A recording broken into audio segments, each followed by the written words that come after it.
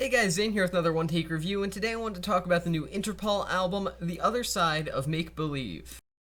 The Other Side of Make Believe is the latest studio album from post-punk revivalists and semi-legends of that sort of subgenre and movement of the early 2000s, Interpol.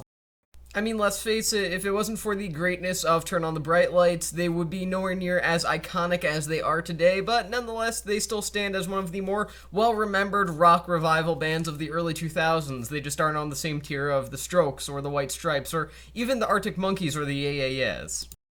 A big reason for that is those other bands I just mentioned did one of two things. One, broke up early, aka the White Stripes, or to some extent the Yeah, or two, actually evolved past their initial sound. The Strokes picked up electronic kind of sounds. The Arctic Monkeys went in a more mainstream radio station rock kind of thing. The Yeah went to a piano rock sort of direction. And even the White Stripes evolved. Among other bands, those are just obviously the big four. But still, my point still stands. All of those other major bands of the time period evolved or broke up pretty quickly, and as such never really needed to evolve. But Interpol kind of just kept going and kept running with the same sound over and over again, and there was a point where it didn't sound as good as it once did in the early to mid 2000s, and now it just kind of sounds a bit dry.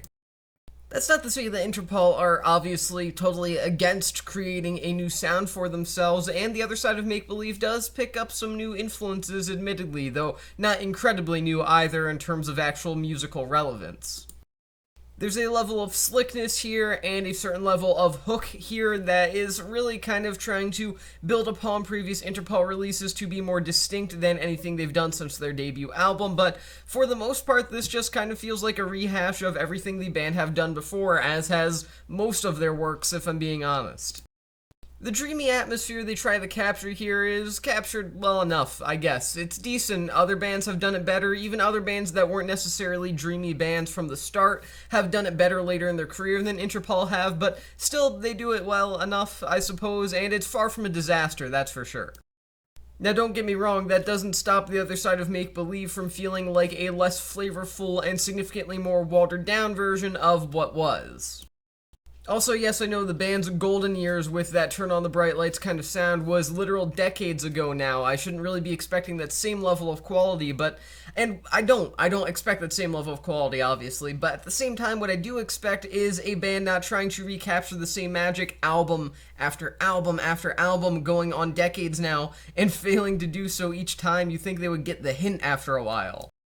The production here isn't great either, as Flood and Alan Moulder's behind-the-scenes work makes things feel very stiff and generally unlively. Considering the emotional impact that The Other Side of Make Believe aims to achieve, this needed to be a much more sonically engaging and listener-absorbing record to be truly successful, but unfortunately it just stands as a very unengaging record and listening experience overall. Now, all of that aside, the Interpol formula, it still works well enough. There was a reason why it worked well in the first place, after all. Again, it's pretty much obvious at this point that Interpol will never truly blow a hole in the wall of rock music like they did when they debuted with Turn on the Bright Lights, but at the same time, these smaller explosions, if you even want to call them that, they're more like tiny firecrackers more than anything, that they've released since then haven't been bad either, as they've followed similar structure with slightly different influences that you could actually tell different records apart from one another.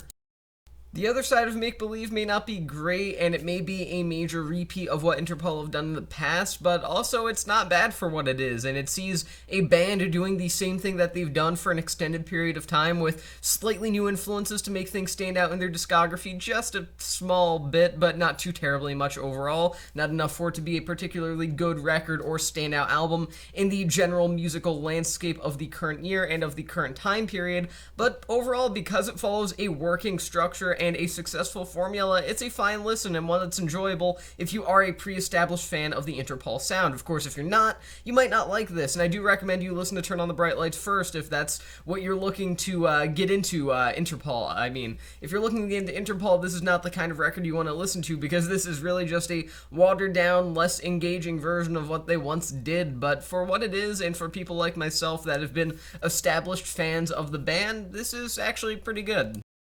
Now, don't get me wrong, it's not good overall. I don't think I'm going to be revisiting it too terribly much, if at all, after I'm done reviewing this, but at the same time, I really could have asked for a lot better, but also it could have been a lot worse, so I mean, take that for what you will.